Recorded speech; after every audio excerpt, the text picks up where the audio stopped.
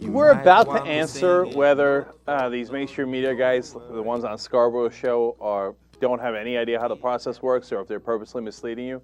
It appears to be the latter because, as you're about to see from this clip, Scarborough knows exactly what's going on with reconciliation and exactly what Obama should do. And ironically, it turns out he agrees with us. Now, there's going to be a lot of nonsensical points in between, but let's listen to this and you see that they know what the real deal is. Clip number 3. There's another side of it. That's the angel on my shoulder. The little devil on the other shoulder says, screw it. We're going to reconciliation, and we will let the Republicans try to fight us on that and try to explain why we have to get 60 votes to pass anything here. And if they want to have an election in 2010 on Senate rules, let them fight that rule. We'll talk about how we delivered health care with 51 votes. It's not clear they have the votes to do that, number one. To get 51? It's not clear to me. Really? I mean, I think they're in the ballpark right now, but you still have to get the House Democrats to agree to do it.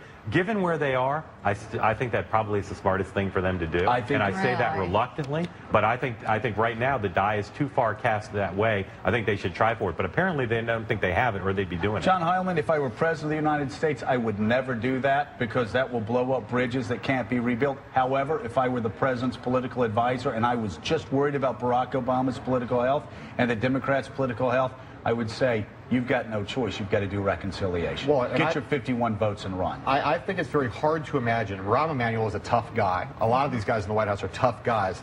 The only reason that I can see that they're not pursuing that strategy so far is that they're worried that they don't have the votes, and that if they actually had it on the table, that there would be a lot of Democrats who would panic and say, we don't want to be perceived as owning this vote. We don't want to be perceived as having ramrodded this thing through. There will be a political cost for us that's just too great. I think that there's no principled reason why the White House wouldn't want to do that. I think they probably don't want to do it because they fear it wouldn't work, and that you would see Democrats abandoning ship all over the place if they were actually faced with that choice. The White House, let me tell you what Americans like. They like winners.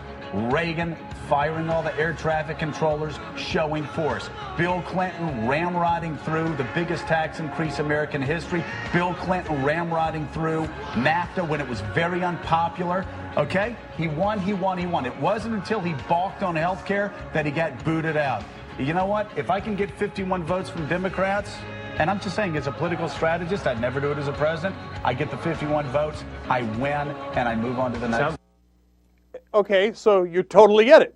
So Scarborough's exactly right there. Of course you would. Now, why shouldn't you do it? His point in the middle was, oh, you'll blow up bridges, and maybe those bridges can't be repaired. I mean, it reminds me of the great piece of advice I got from an old school talk show host when I was first getting into this business. And I was asking him, hey, should I hound the program directors to try to get on air? If I do, I might burn some bridges because I'm too insistent, and that could be perceived as annoying. And he pulls me aside. He's an older gentleman who does a very genteel show, and he says, "Kid, what fucking bridges do you have?" Okay, and that's totally true right now. Kid, oh, I'm President Obama. What bridges do you have? They keep giving you 0 votes on everything. Since you don't have any bridges, whatever is left standing of the bridge, I'd napalm it. I love the smell of napalm in the morning. Okay? No, there ain't no bridges, man. What? Scarborough pretends in the middle there as if the Republicans would play ball if Obama was nice enough to him. Now, he's savvy enough to know that ain't true. That ain't even close to true. And when you turn to the authors, Halpern and Heilman, they say, well, look, you know what?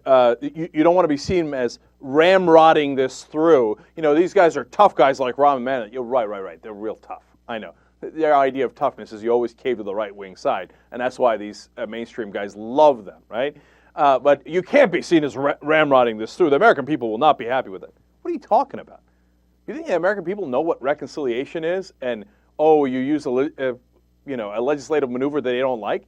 Was there an uproar after Bush used reconciliation to pass the huge tax cuts? I don't remember a peep, an uproar. There wasn't a word about it, right? Nobody knows that. Scarborough is ultimately right about the general point, which is you get the job done, okay? You don't worry about, oh my God, I'm at this procedure and am I doing it right or am I not doing it right? Now, the one good point that Halpern and Heilman made is you know what? The Democrats just might not want to do it.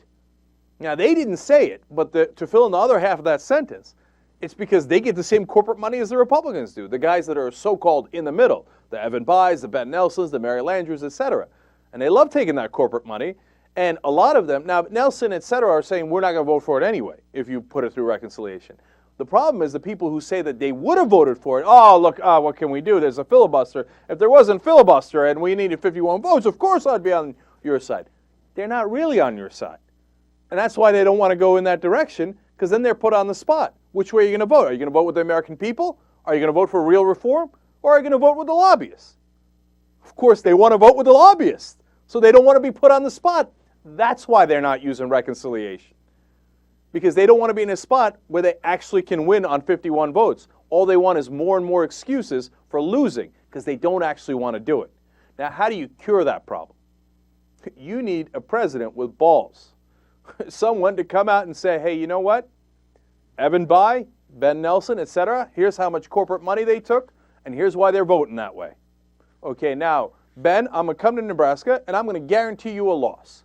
Because I'm going to make sure the Democrats don't show up, the Republicans will show up, and they'll take your seat. But the thing is, I don't really need your vote, because I'm going to go through reconciliation. I only need 51 votes. Now, you got to make a decision, Ben. What's it going to be? A guaranteed loss?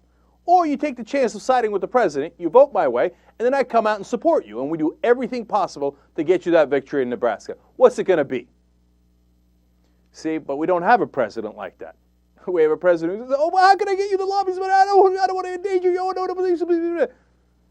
Ain't going to get the job done, man. Until he takes out that stick, we're going to lose on all these. Because those guys in the so-called middle, those corporatist Democrats, have no interest in voting for real reform, and they never have. Do you know that right now, if they go through reconciliation, they're not even going to include the public option? Okay? So even if they went through reconciliation, the bill is going to be insanely weak. And even for that, they don't want to vote. Well, then what do you have to lose? Kid, what fucking bridges do you have? Okay? You don't have the bridges to the Republicans. You don't even have the bridges to your so-called conservative Democrats. Burn them, man. Burn them.